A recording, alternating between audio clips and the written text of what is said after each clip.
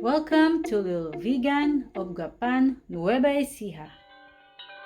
Alam mo ba na ang Gapan ang pinakamatandang bayan sa Nueva Ecija?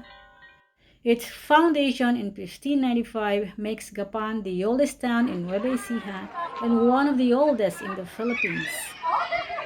Kung magagawi ka sa bandang norte, pwede ka mag-drop by dito sa Lumang Gapan in Nueva Ecija, na ngayon ay mas kilala sa tawag na Little Vegan.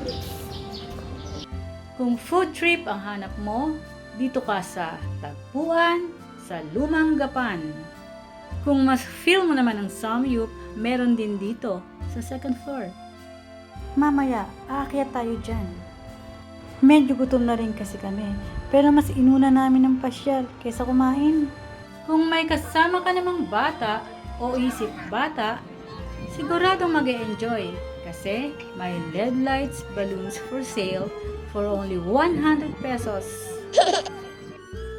By the way, ito pala yung sinasabi nilang ancestral house ni Miss Yula Valdez. Wow, ang ganda, no?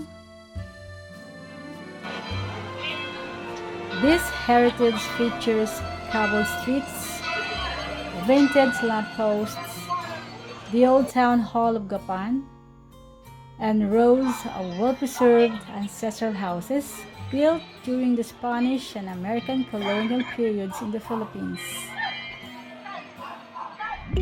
So, eto na nga, ginutom ang barkada, kaya eto, pinasok na namin ang Samyup 199. Masarap na, unlimited pa, at higit sa lahat, affordable. Lalo kang magugutom pag narinig mo yung sumasapit-pit na pork. Talaga naman. Galit-galit muna tayo ha. Kain muna. At ito na nga, kanya-kanya na nga kaming luto ng mga kasama nating teachers. Nandyan si Ma'am Lani at si Ma'am Net. Talagang pinagpawisan kami dito sa masarap na samyup. Talaga namang naglabo-labo na kami sa pagluluto. Gutom na talaga kami kasi it's already 9 p.m. at hindi pa kami nag-dinner.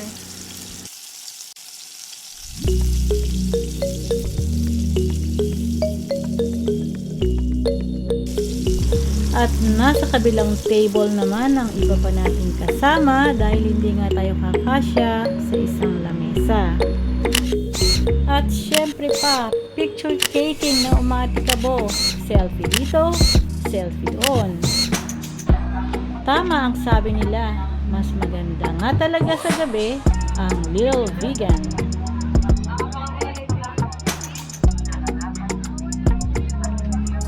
Oops at oops. Many of the ancestral houses are well maintained while some are already abandoned. The ancestral house of the late great actress Miss Nida Blanca. The streets were paved with cobblestones to give that vegan feels, para ka lang naglalakad sa kalye Crisologo. Magandang pumunta rito ng maaga para hindi kayo mainitan o kaya sa gabi kung saan nakasindi na ang mga ilaw. Mapapansin natin na hindi na ganon kadami ang mga taong namamasyal dito. At yan ang gusto ko, hindi siya overcrowded.